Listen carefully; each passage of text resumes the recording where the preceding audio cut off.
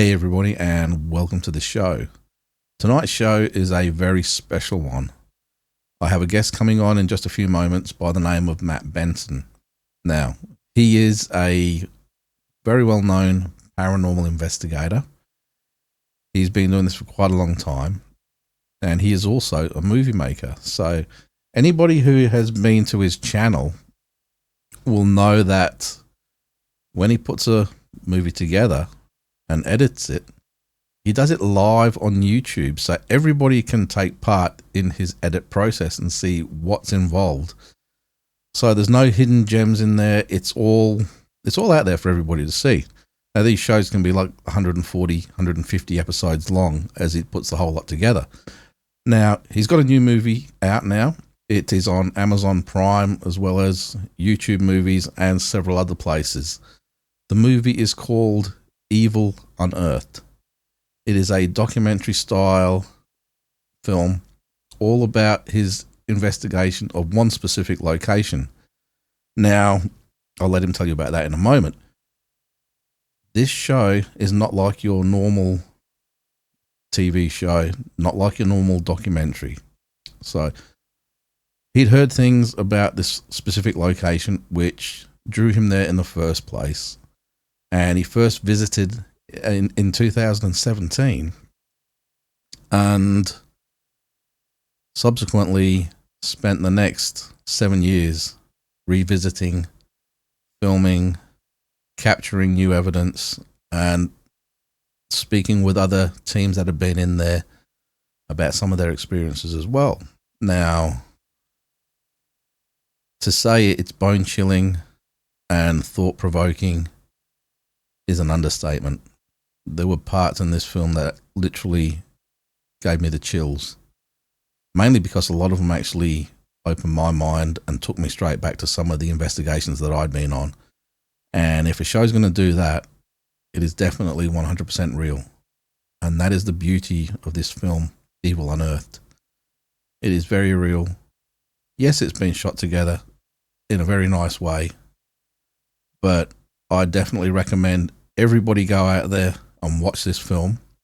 And to hear more about it and what's involved in shooting the whole thing, putting it all together, and the arduous process of editing and distributing and all of that, I've got Matt Benton right here waiting to jump in. So I'd like to welcome him to the show.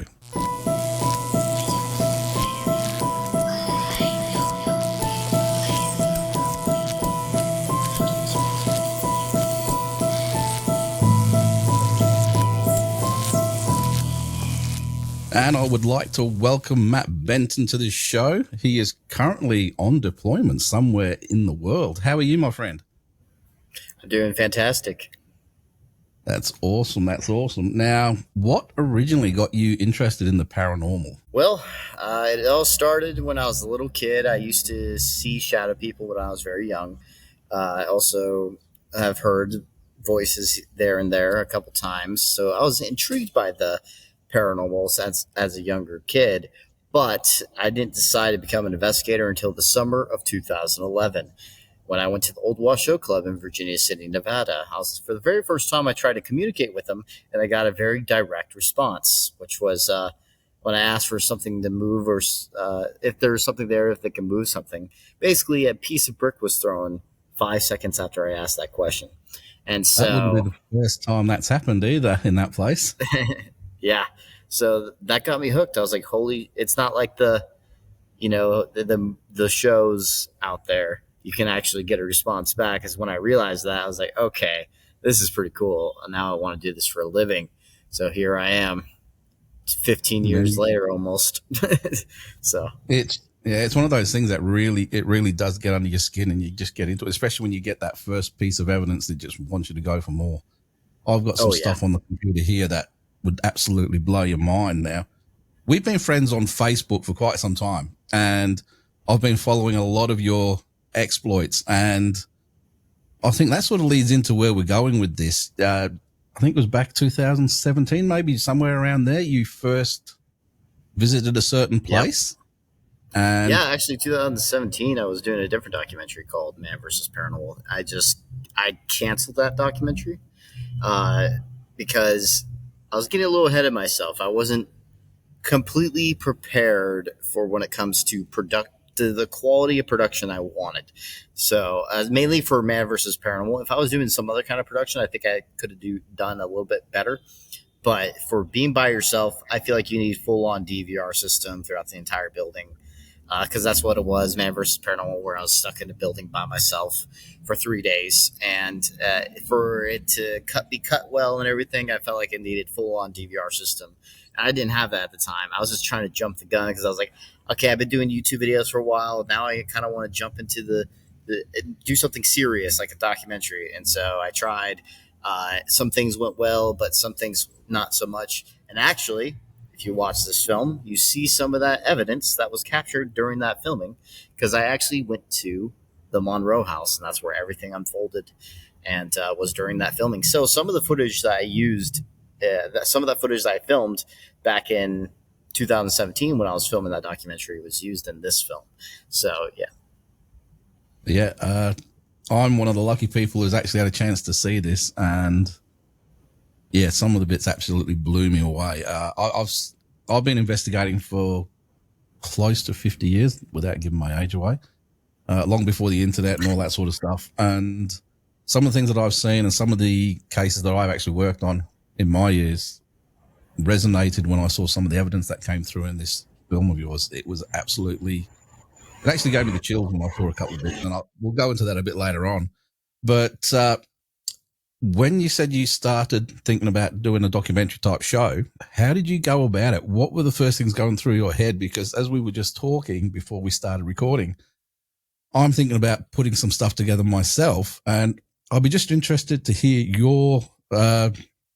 your process and how you actually put it all out and planned it all out. It starts with, if you think you have a good story, that's when I would like to make a documentary, because it's different when you're doing an episode. Like, as if you're just putting an episode on YouTube or whatever, it's basically just history evidence. That's it, basically. But when it comes to a documentary, you want a better storyline, something that's intriguing, something that grabs your attention, because you're putting this out on TV. So it's like, you want people to be watching it, and you want people to remember it. So it had to be a better storyline, and I so far found 2 locations and 2 different great storylines. This one's way better than my first film, in my opinion, just because of the storyline on its own is like, this is insane. This location of what was found is like a horror movie, but real life, and so it's pretty cool. Like in the posters and the trailers, you see that I find a stick figure. Like kind of like Blair Witch Project inside the crawl space, which you expect to see that stuff in the movies, but it happened in real life. It was pretty crazy. So, sorry, without giving too much away, you're in the crawl space of this building. You had your hazmat type suit thing on at that time, weren't you? The big dust suit and everything. Yeah. What goes through your head when you see something like that right in front of you? It's all good when you watch it on film, but when you're in the actual place with it, what goes through your head? I was excited, like, because as a filmmaker and an investigator, I never thought I was going to see something like that. I'm a documentary filmmaker, by the way, so let's make that clear. So whatever happens, and so when it's something crazy like that happens, and I was there in the moment, I was excited as a documentary filmmaker. I was like, oh my God, I can't believe we're seeing this right now. And it was actually Eddie that pointed it out. I wasn't aware of it at the time until he pointed it out. I was like, oh my, because I'm a paranormal investigator, but he isn't. So he doesn't know what it is what he was like. He doesn't really know. He's just trying to show it. And sure enough, I was like, yeah, that looks like it's witchcraft related. And so that was pretty cool. Yeah. No, it blew me away. And it only seems to build from there. Now, when I watched the show, and for anybody, well, remind everybody, it's called Evil Unearthed. And yes, it is. Yeah. I remember watching the trailer for it, and I thought, yeah, this looks good. And then when I got to see the whole show, oh man, you know, I didn't want to go to do what I had to do at the end, but I'm going to watch the rest of it a bit later on. So I'm about 90% of the way through it. And yeah, it's definitely a journey and an adventure. When you first went into that house, Did you ever envisage how long you would actually be spending filming there? I On and had off no and idea investigating? how. Yeah, I had no idea how long it was going to take to film this thing because, well, obviously, paranormal doesn't work on command all the time. So No. I've been there many times, and some of the times I've been there isn't shown in the film because we didn't really get anything during those times. But I went back there. I think I went there on separate times, probably around 10 times, 10 different times. Uh, don't quote me. I think that's what it is, but I'm not 100%. But I kind of lost count. But yeah, I went there multiple times, gathered a lot of evidence, and then also gathered even more evidence from people that were interested.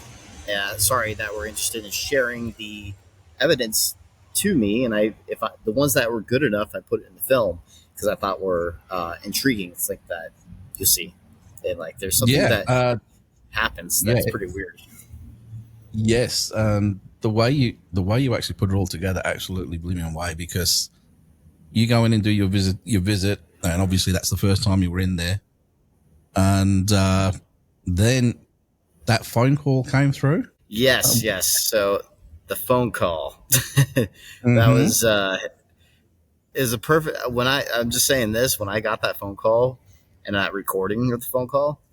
This is back in the day in 2017 before you needed permissions to record on the apps that they had. Because now you need like permissions to do some recordings and stuff like that. So it's a little bit more complex and all that. This is back in 2017 where it just automatically records if you had the app. And so Yep. I was lucky I had that. So it caught the whole experience. Mike Diddy is the one that was investigating at the time. And then sure enough, uh, a possession was taking place. And so, Yes. and I knew since the beginning after that recording, I was like, this is how I'm starting the film as the grabber. And then I made it into a really cool intro. It's actually it is my favorite intro I've ever done in anything I've done. So Well, let me just tell you up front. Before when we were talking, I said there was a certain spot in the film where I got the goosebumps, and that was it. I'll be honest with you. Now, in my time investigating, I've been involved in 3 exorcisms, not actually partaking in it, but a local exorcist that was over here at the time wanted me to document the whole thing. So I was recording the whole thing. And this is probably going to tease people even more, but when I heard that voice and what was going on, it gave me the chills. It gave me the goosebumps because it took me right back to when I was doing these things. And there were a couple of key differences in that to what I experienced. But in the 3 that I've been in, each one of them's been a bit different. And I don't think you could have come out better for actually getting that phone call because, like I said, yeah, that gave me the goosebumps. And as you said, it's a brilliant way to kickstart everything off. And then the way you put it all together and leading up to what goes on, and then obviously other stuff happening later on. What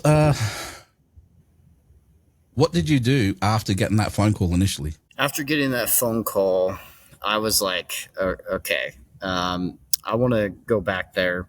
There's something to this building. There's something that needs to be more things that need to be uncovered. And so I was thinking this needs to be its own film. Like it has the story.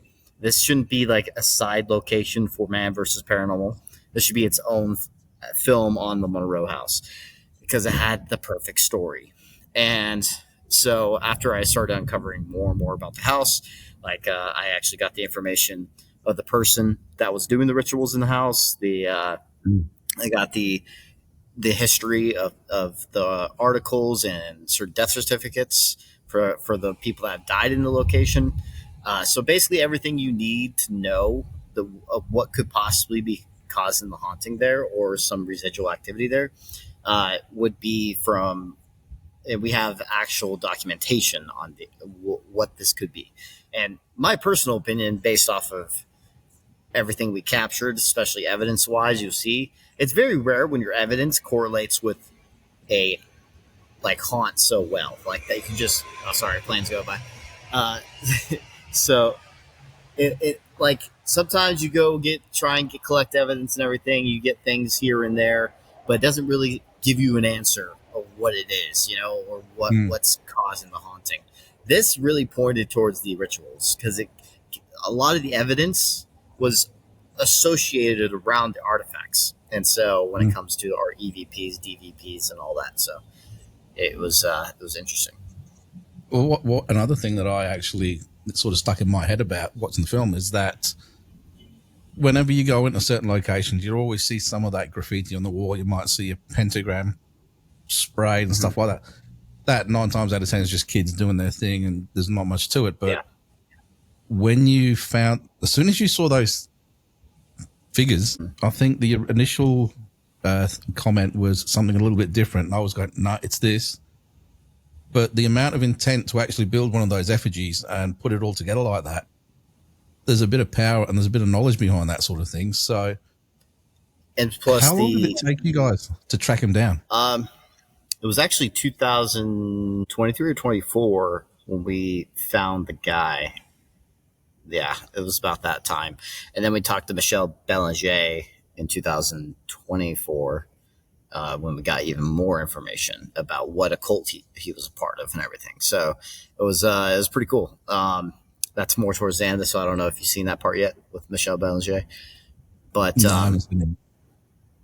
so when you get to that part, you're going to get a lot more information. So it's the information is unfolding in this document. This is the most in depth documentary that you're going to see on the Monroe House. It gives you pretty much all the answers, except for the bones. We still to this day don't know whose bones those are. That's the only thing, and we won't be able to know that unless we are allowed to take those bones out for our own, uh, for our own. What's the word I'm looking for? To get them actually tested, DNA Yeah, tested, and all that. analysis. Yeah. So, yeah, so it doesn't look like the owner wants to do anything with the bones, so it's going to have to stay there. And so the owner also pretty much has it boarded up now with a peephole that you can look through to see what's down there now, but you can't crawl in there anymore. So I was one of the very few people that were allowed in the crawl space at that. Yeah, I remember you saying that you were one of the few that was actually given permission to actually go in there and have a look. And I've got to say, hats off to you. One, it would creep me out going into a place like that, and two, I probably wouldn't fit. So, I'm a bit of a hobby bloke. So, but I remember caving a long time ago when I was a teenager, and there was one spot where we had to crawl through a cave, which was probably not much bigger than, probably even smaller than that. And I think that's what did it for me. So I have an issue with some of those really small, tight locations like that. But getting back to the haunt itself, what kind of reports did you hear about that place before you? Because obviously something attracted you to go there in the first place and film. What did you hear about it before you actually went and visited the place? So sorry, another plane. Uh, so basically, I was going through some videos on the place. There wasn't that many videos at the time, but there was one that stuck out to me, and I watched it. Looked pretty interesting, and then I heard some of the stories from Eddie, who was talking about the that the police were called on this location multiple times because they would see a woman upstairs from they looked at the house to see a woman upstairs when no one's supposed to be in the house. And so they're like, okay, so someone calls the police. They think someone's broken in, and sure enough, Eddie gets a call saying, "Oh, that basically there's someone probably in your house, so we need to go in there by the cops and everything." And then so he gets there and then opens it up, and nobody's in there. And then another time is apparently there was a sounds of distress, a woman screaming inside the building, and so that was another 911 call, and the cops got in there, and no one was there. So the police have been called multiple times. Actually, if you go there now, they have the windows draped over because they're tired of getting calls of someone being inside. So in 2017, that was what it looked like since then, and it's it's like I said, we investigated from 2017 to 2023 for the investigation portion when it comes to being there, and then 2024 we filmed a couple other things like the Michelle Belanger interview and the anthropologist interview, which you haven't seen all those yet. So I haven't seen that yet. No, I will be by the end of tonight. I will have watched it. Believe me. But yeah, okay.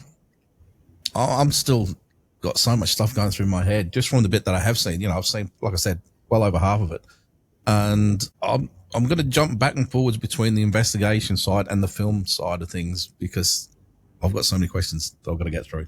Okay, When you sounds good. when you first went in there, and you said ideally you would like to have DVRs all throughout the place and stuff, and I know that I've got a DVR set up just back there, but Yeah. how much gear did you actually go in with for this investigation based on what you'd heard prior? So, as you can see later in the documentary, we upgraded in a lot of things. So, we actually got the DVR systems, and for later during the filming, and we also had better cameras. Finally, got my first cinema camera, which is the DJI Ronin 4D, which is like spent $13,000 on that setup. So yeah, it was expensive, but the best camera I've ever owned. It's awesome, and that's why some of the shots look so beautiful. It's the cinematography in it I really love in this film, and it definitely. So the first film let us have this moment of like, okay, we're going to reinvest into the production and also the paranormal side of things too. So we reinvested in the cameras, and now I am currently reinvesting in more paranormal gear at this very moment from the money that's going to come in from still the first film and this one that just released.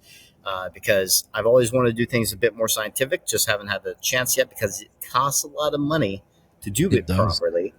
So I have a lot of data collectors, data loggers, I should say, that I have purchased. I have currently around 7 data loggers right now, and so that's going to be implicated into some setups. I'm gonna have some rig setups also that are a bit more scientific instead of what you see in our first 2 films, which is like your standard stuff: video, audio, a little bit of ITC, which isn't scientific, but the ITC is not scientific, but I still find it fascinating, especially during this Estes session that we did. It was very interesting, but like I said, it's not evidence, but still interesting. Yeah. But getting onto that Estes method, you had the absolutely coolest block your eyes setup I've ever seen for an Estes method. That was pretty cool, Yeah, man. I like horror, as you can tell. So I got that mask for 2 reasons. One, I am so desensitized by the paranormal. I need something else to like get me a little bit, feel a little bit of something. So having that, like, it puts me in a situation where I'm more claustrophobic because everything's cut off. Your air is a little bit, it's a little bit harder to breathe in it. It's and you definitely can't see under anything. Like some of those Yeah. masks and everything people wear, you can still see kind of underneath some of them. This one completely, no, it's sealed. You can't see anything because I blacked out the eyes with black electrical tape, so you literally see nothing, even with a light shining at your at the face mask. You don't see anything. It's pretty cool actually, and so it gives that claustrophobic feel. That's one thing I like about it. So if anyone, so far no one else has done it. I think they're freaked out from it. No. I'm the only one that's done it in my team, uh, and also I've done a handcuff too. So I just didn't do it for this film. So because You're for going, alone you're going. sessions, like yeah, for the alone sessions, I like to do a handcuff, just add a little bit more. And uh, for I knew as an artist also that this would look really cool in red lighting. So Yeah, I was like, it did. so this was pre-planned for a while. I was pre-planning this shot. That's why I bought that mask. Actually, no, Rocket gave me that mask. Rocket gave me that mask, and he let me use it. And I was like, this has to be a new thing that I haven't seen before, so it's gonna be cool. You could call it the Benton method. Well, At the claustrophobic, well, with the handcuffs will be the first official Benton method. I So can guarantee you that'll go into some kinky places as well with the handcuffs and the mask. That's a whole different show, that one. But have you you ever need that red actually, light. again, yeah, have you ever actually done the Gansfeld experiment, which is like the predecessor Yes. to the Estes? Yes. How did you find that? I did that back in 2017 is when I was introduced to Esses and the Gans field, which is like where you have lights going through your eyes. So Yeah. the red light specifically. I have done that, and you kind of sometimes see shadow figures and everything. But also, Yep. I'm more of a scientific minded person. I think it's just your brain playing tricks on you personally. Because when you see one color for too long or see one thing for too long, your eyes start to do weird things. Especially, like, perfect example: go stare at yourself in a mirror without moving your eyes. You're going to see your face disfigure and everything. And there's a scientific explanation for that because your eyes are always supposed to be moving, and then when it doesn't, you start hallucinating. So it's kind of the same thing. I feel like with just red light, you just see red light the whole time, and then it starts playing tricks on you. So I don't really believe in that aspect of it. I do believe in maybe cutting off senses, and maybe you can feel your surroundings a bit better. And as in this film, you can see that I definitely was going to whatever I felt during the moment and reacted and did it in that way. And it was creepy. It was very creepy. It was the creepiest one I've ever done, by the way. I've done it multiple times, and I would say that this one's the creepiest and weirdest. And I can't hear anything. I didn't even know. I got the chills when I rewatched the footage because I didn't know what was correlating properly and everything. And they were telling me it was, but I didn't know until I went back home and reviewed it. And I review, by the way, I do all my editing and my reviewing live on my YouTube members with my YouTube members.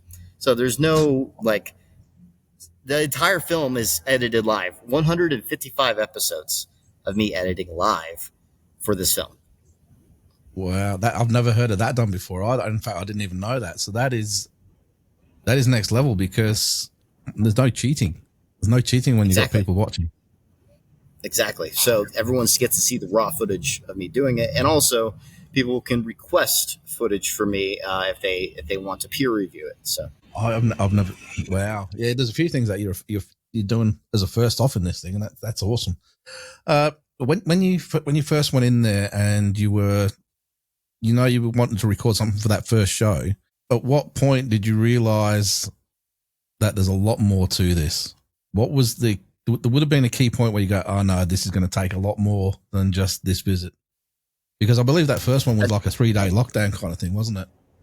Yeah, it was. And I only got like 2 things from that. And the first one, I still don't know if it's even paranormal when it comes to like the noise I heard in the basement. That could have been something else, but I still put it in there just for people's speculation.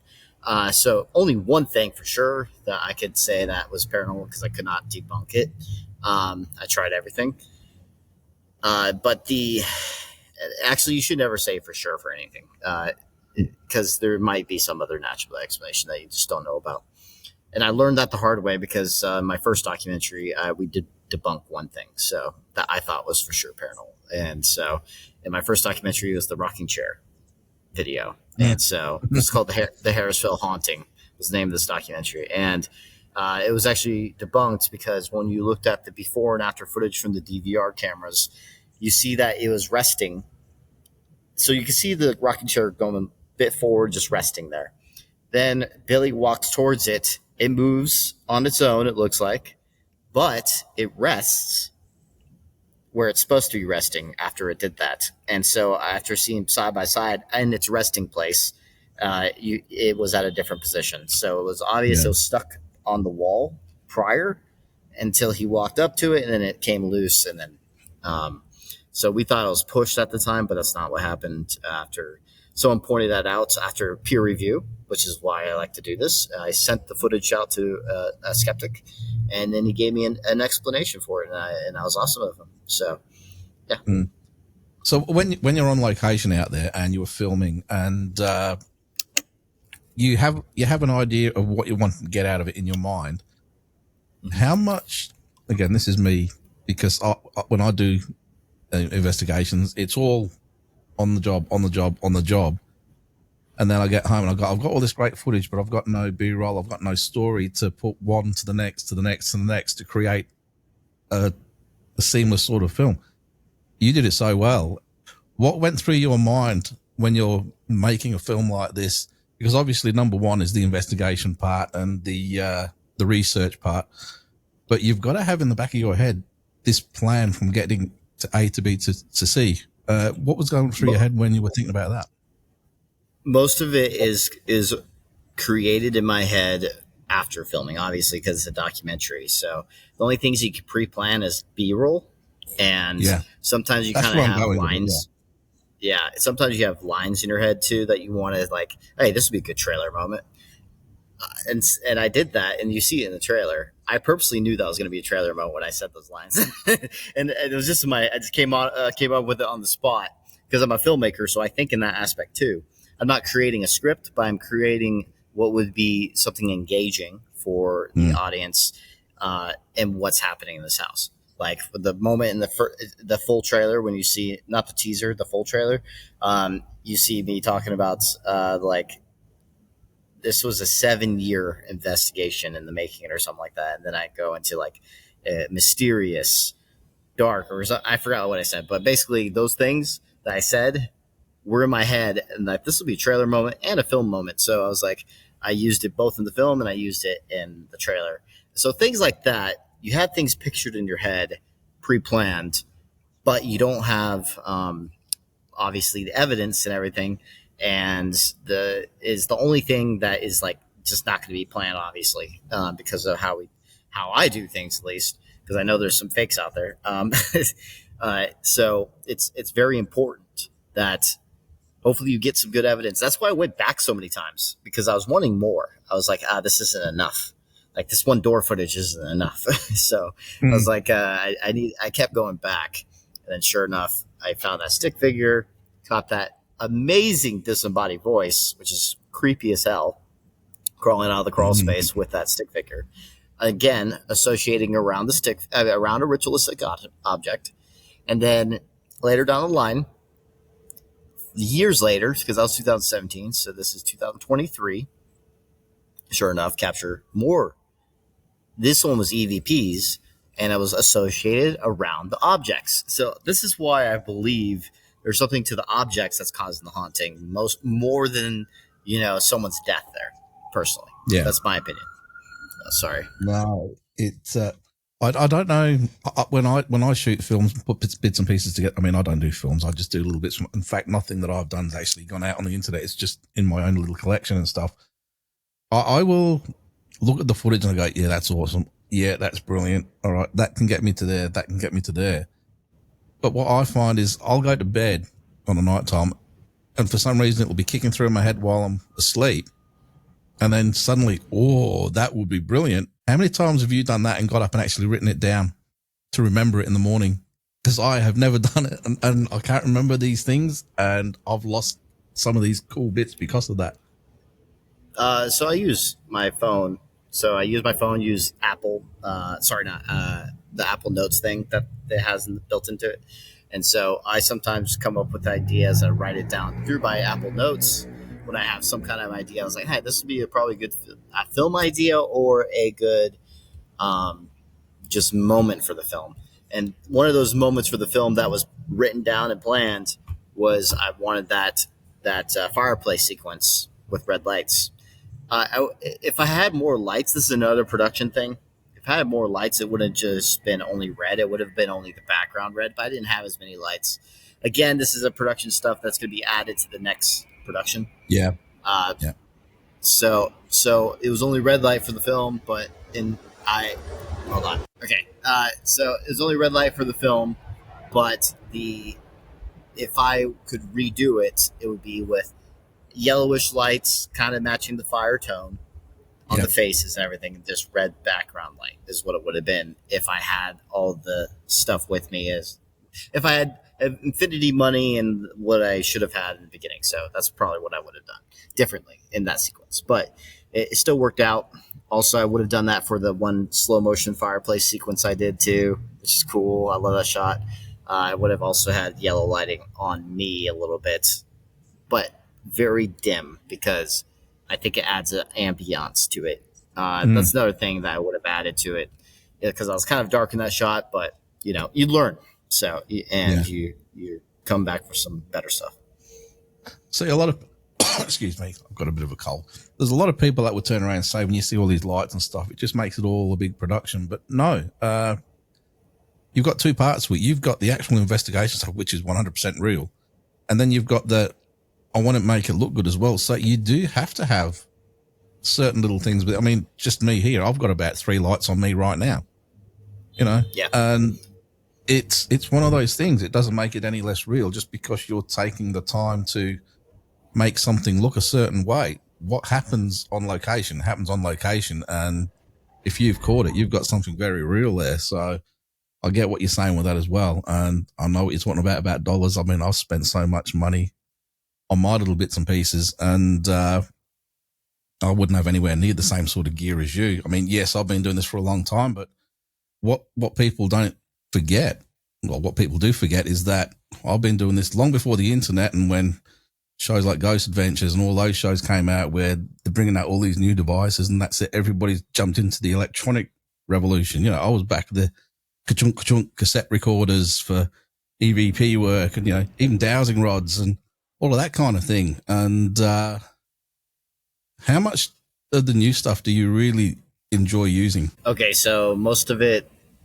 I think is trash. And the reasoning why is because it's a lot of false positives. And the only false positive thing I actually do use sometime is the ITC stuff because I do believe there's something to it, but it's just not evidence is the problem. So it's just more of the experience and see maybe you can get something. Stuff that I think is it's not good evidence. I want to make that clear. It's not evidence, but I have had some weird things happen with it, especially in my Soul Seeker days, which was a different team I used to be a part of. I got some crazy stuff on the ITC stuff during that time period. So I would say the things that I prefer is first, video, audio. Those are the best. And then you have data loggers that collect it actually records the data in a when you're doing an investigation. You want it with a rig setup, or if you want it with a just in the room. It's good to collect data because what if some kind of phenomena happens, and you also got some spikes on the barometric pressure or the EMF at the exact same moment. That'd be interesting because if you keep collecting enough data, maybe you could find out what's going on. Maybe you see that it's associated. Yeah, see if it's associated, and then there's other plans that we have to try and make the ITC stuff actually scientific. So we're building things for it. So we'll one day hopefully try and I'm trying to see if I should give the idea. I'm trying to see if I should give the idea because I want other people to try it, but I also want us to be the first. You know what I mean? So we have an idea. Don't do anything you don't want to. Yeah. But I get where you're going. We have an idea. Yeah, we have an idea for trying to make it more scientific. So I'll just say with that. And then it just has to be built. And we have our own engineer. Haven't announced this yet, but we do have an engineer now, part of the team. I'll be announcing that in the beginning of 2026 of 2 new team members that are a big part of what's going to happen with the future of Paranormal Research Unit. That's the name of our team. It's Paranormal Research Unit. You got some cool hats and stuff, by the way. I might have to hit you up for one of them one day.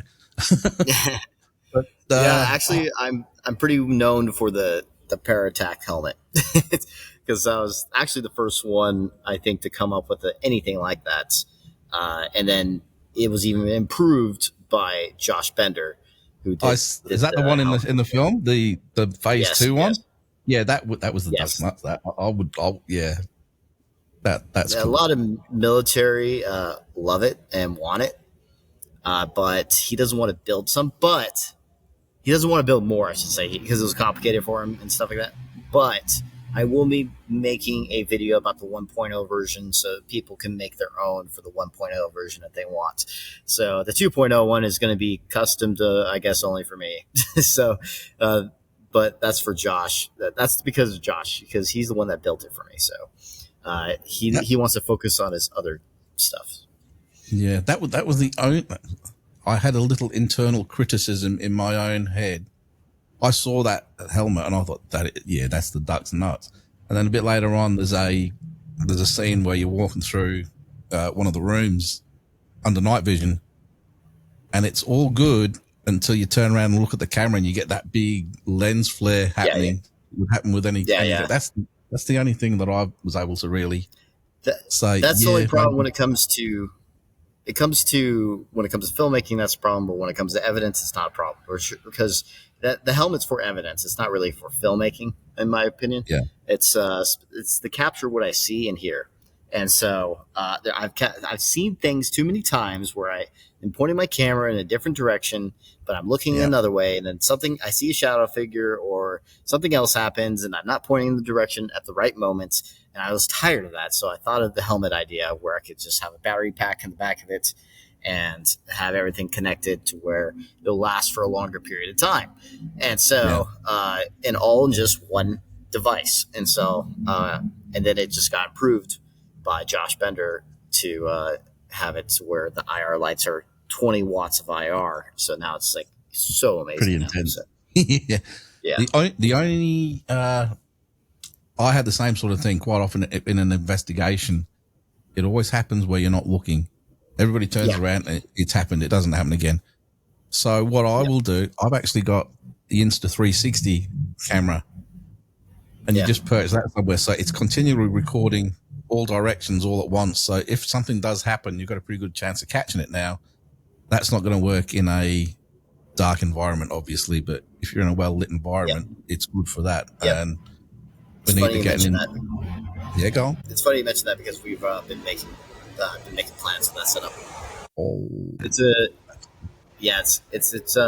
I'm also trying to make a IR. That was going to be the next thing I was about to say, but we don't have a night vision version of that. Yeah, we don't. So I'm for the next documentary, I'm going to be hitting them up. So see if they're like, for TV.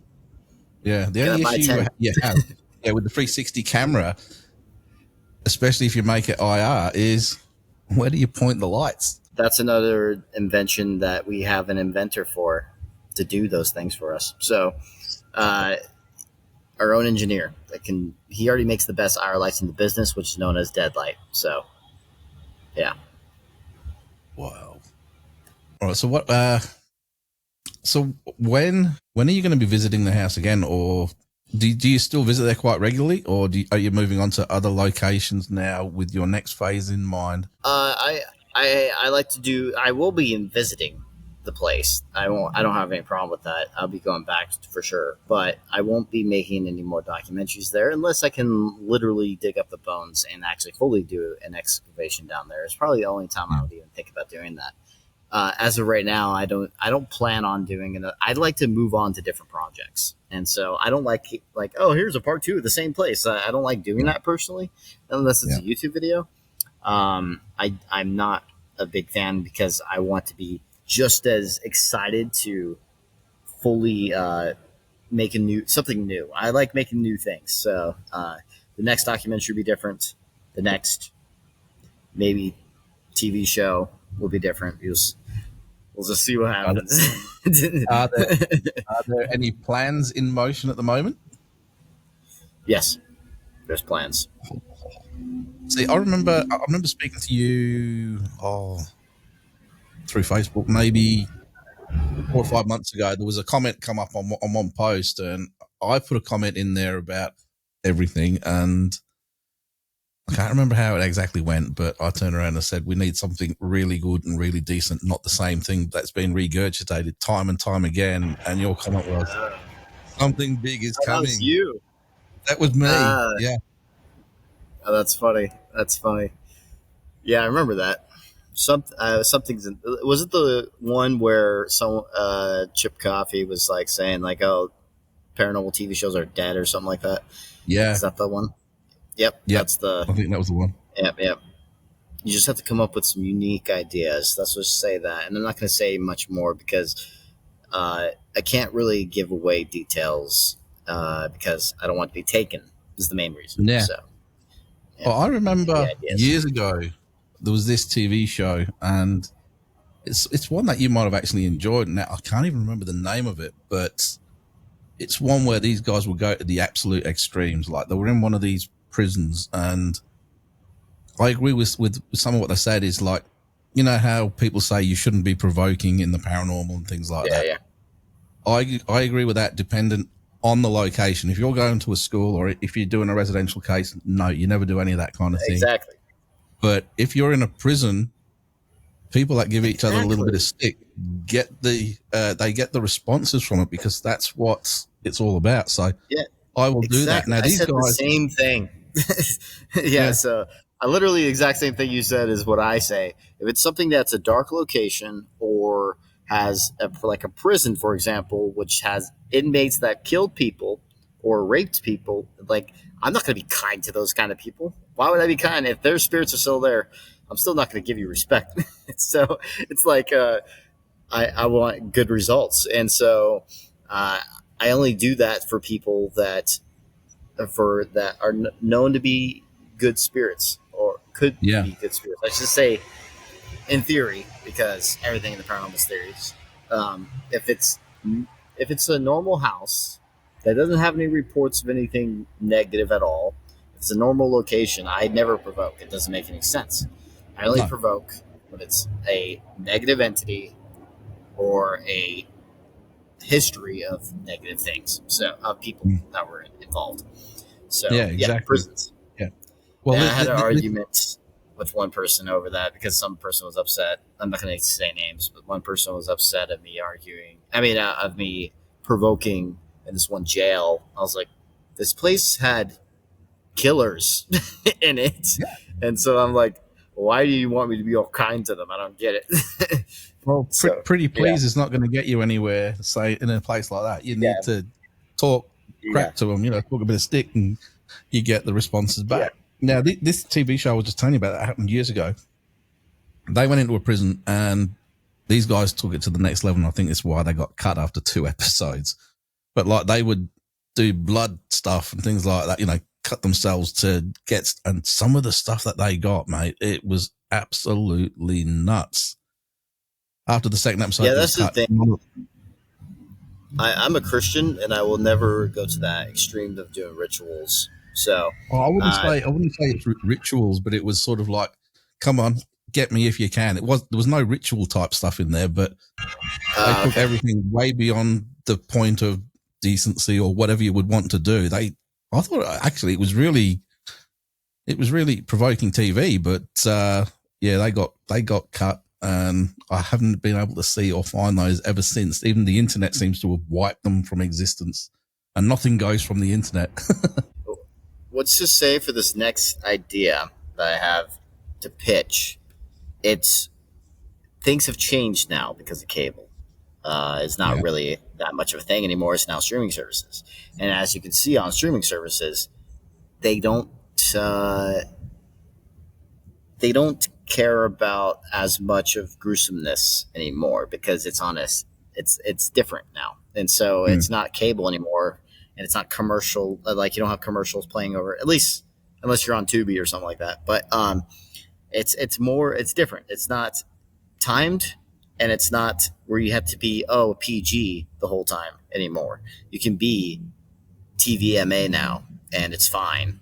So that's another reason why I think this next show idea I have will work well in today's day and age. It wouldn't have probably worked well back when it was just mainly cable. Just saying. So We're going to have a conversation after we finish recording now and find out what this is all about.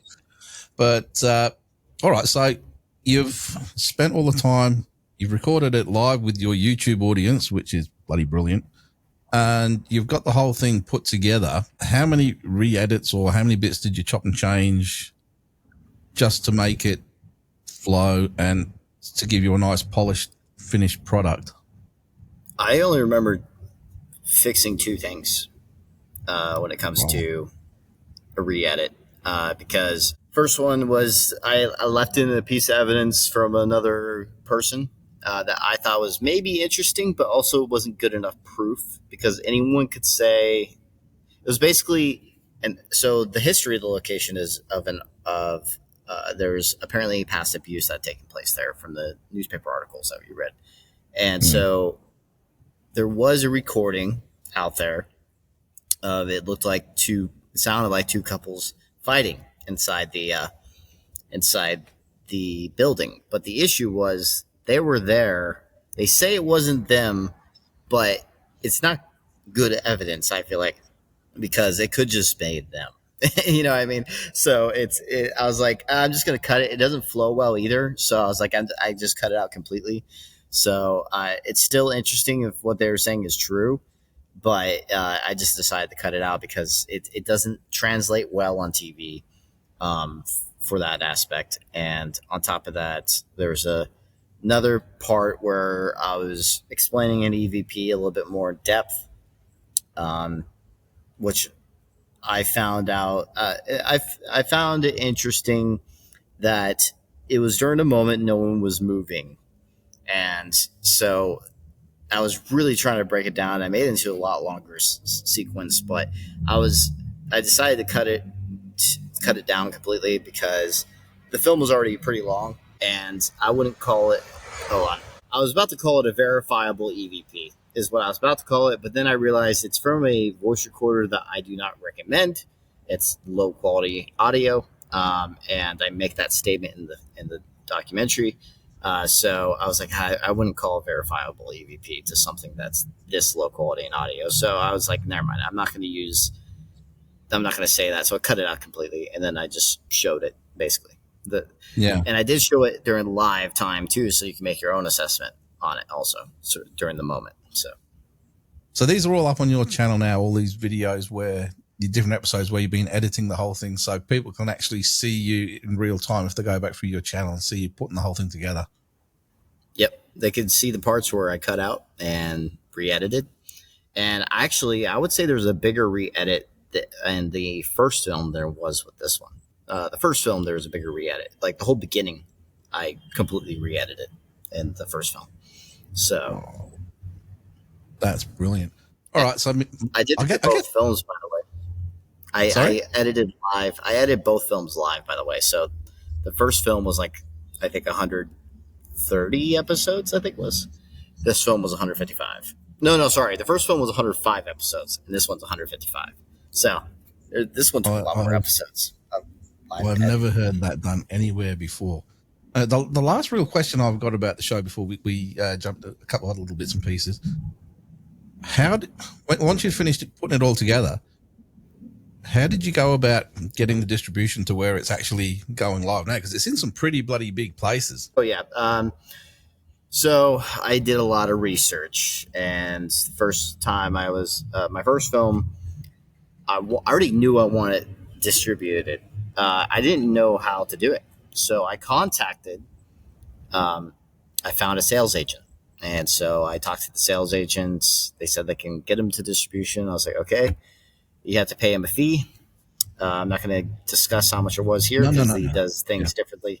He does things differently for different people, so that's why I'm not going to discuss it. No, I don't need to know that. I just want to understand how it sort of happened, because I remember seeing a documentary once and they're talking about making a show for Netflix, and they've got so many restrictions in place. You have to use a specific the camera from a specific list and this, that, and the other, and that I guess could take away from a lot of people actually putting stuff out, which is as awesome as what you've done. Yes, I understand, and that's why this next film we're going to have Sony FX6s, and also we're going to have we already have the DJI Ronin 4D, so we're going to have the proper cameras that would be Netflix rated. Technically, the DJI Ronin 4D isn't, but it's good enough quality where you could just say the Sony FX6 was the main camera. We could just say that, and they're not going to fucking know because it's like, because it looks just as good. They just need to update their list, and I'm pretty sure they would qualify that camera because even Hollywood uses that camera. They used the Yeah. DJI Ronin 4D in Hollywood, and Mel Gibson's one of his newer films, he used it. So if they use it in Hollywood, I know they're going to accept it as quality wise. It has 14 stops of dynamic range. It has 15 stops of dynamic range for the Sony FX6. So it's like it's pretty dang close. It's going to be Yeah. fine. It's the best looking footage in the documentary is with that camera. So Oh man, look, everything, because as you said, you started off with certain cameras and different bits of footage, and I guess even the way you edit a lot of it together, just to give it a bit of stylization and everything, you change little bits, and I I love. Look, this is not beating around the bush. I just love the whole image of the whole thing put together. It's got a definite, what's the word for it? There's a definite vibe. It's got its own personality. The whole way you've shot it. I think the editing is the biggest part of it.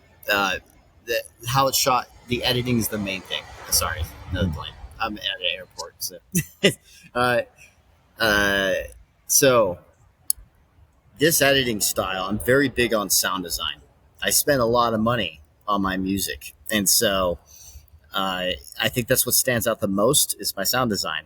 And I don't think I've seen anything out there in the paranormal world that is like my sound design. And so that's, I think, what sets this one apart. I very much like horror element, and this is a documentary. You know, there's found footage films out there like Paranormal Activity, Blair Witch Project, and everything, except they're fake. They're fiction. This is 100% real, and you have that horror element to it. So, to my knowledge, this might be the first. Like I said, to my knowledge, I don't know for sure. This might be the first horror documentary that I can think of, at least. So, Yeah, it was. Yeah, it was pretty good. Okay, so I think we are just about out of time. So what I will do is I will get you to sum up and give everybody your teaser description as to what the show is all about. Now, we are talking about, obviously, Evil Unearthed, which is absolutely fantastic. So I'll get you to do that, and then we'll go into where people can find it and everything just after that. So as of right now, Evil Unearthed is about the Monroe House in Hartford City, Indiana. Ritualistic items, human remains, all of it. All the things you can ask for. Possession. It pretty much has it. The only thing it's missing is an apparition, but it pretty much has everything else. And so it's pretty crazy when you watch it. And I recommend watching it, and please leave a review. It's going to be on Prime Video, currently on Prime Video for US, UK, and I think Philippines. And then it's also available on Google Play and YouTube Movies. So you can watch it on on all three of those places right now. Yes, right now it is a purchase, but that really helps us because I spent a lot of money on this film, around $30,000. So it's pretty pricey to make. I'm an independent filmmaker. I don't have any big producer like, here, make this. I'll give you money for it. I don't have anyone doing that. So it's out of my own money from Marine Corps pay, and the past film that I made is basically how this is being made with my money. So every little bit helps. You can either rent it or buy it. Buying it obviously helps more. So yeah, please support it on one of those sites. Just to add to that, you can see it on Amazon Prime Australia. It is a pay-per-view, so you can find it there as well.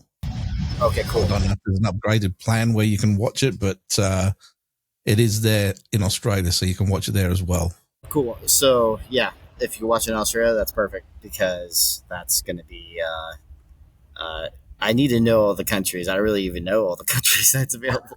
They didn't give me a list of all the countries available, so I basically have to get people from those countries to see if it is. And the VPN doesn't seem to work all the time. No, I've tried that. Yeah. No. All right.